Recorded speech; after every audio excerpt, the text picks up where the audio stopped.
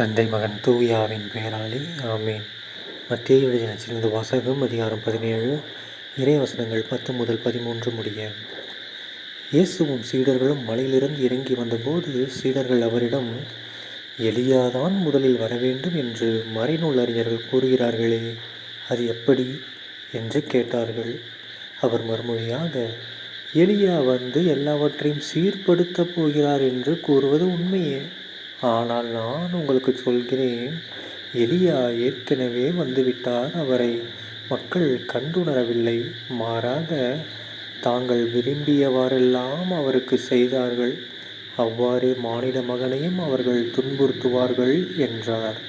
திருமுழுக்கு யோவானை பற்றியே அவர் தங்களோடு பேசினார் என்பதை அப்பொழுது சீடர்கள் புரிந்து கொண்டார்கள். ஆண்டவரின் அருள்வாக்கு. கிறிஸ்துவே உமக்கு புகழ். அன்பார்ந்த சகோதர சகோதரிகளே, இன்று திருவருகை காலம் 2ஆம் வாரம், டிசம்பர் 14ஆம் தேதி 2024ஆம் வருடம், சனிக்கிழமை. இன்றைய நற்செய்தியில் பாருங்கள், நம்ம இயேசு கிறிஸ்து ஆண்டவர் என்ன சொல்கிறாரு? சீடர்கள் கேட்குற கேள்வி செம்மையாக பதிலளிக்கிறார். அவங்க என்ன கேட்குறாங்க? ஏப்பா, கடவுள் பூமிக்கு வர்றாருன்னு தெரியும், ஆனால் கடவுள் வர்றதுக்கு முன்னாடி எலியா வருவார்னு சொல்லுவாங்களே, அவர் வந்தாரா? அவர் வரல, அப்புறம் எப்படி நீங்கள் வந்தீங்க, நீங்கள் கடவுள் சொல்லுவோம் அப்படின்றாங்க. அதுக்கு ஏசப்பா சொல்கிறாரு, எலியா சீர்படுத்துவார்னு சொன்னார்ல, ஆல்ரெடி எலியா எல்லாத்தையும் சீர்படுத்திட்டாருடா அப்படின்னு அவர் சொல்கிறாரு.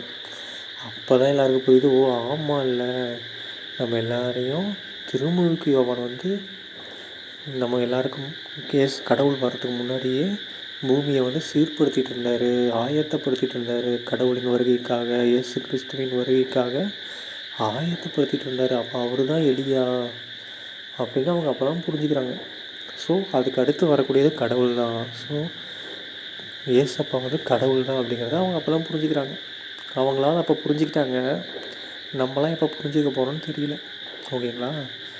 ஸோ நம்மளும் என்ன பண்ணோம், கடவுளை, இயேசப்பாவை நம்ம புரிஞ்சுக்கிட்டோம் அப்படின்னா, முன்ன கொஞ்ச நாளைக்கு முன்னாடி படித்த செய்தி மாதிரி தான், அவருடைய சுமை நமக்கு எளிதாக இருக்கும், அது நம்மளை அழுத்தாது.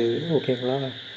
ஸோ தேவையில்லாத இந்த உலக சுமைகளை தூக்கி மனசில் சுமக்கிறதுக்கு பதிலாக இயேசு கிறிஸ்துவ மனசை சுமந்துட்டு போயிடலாம்.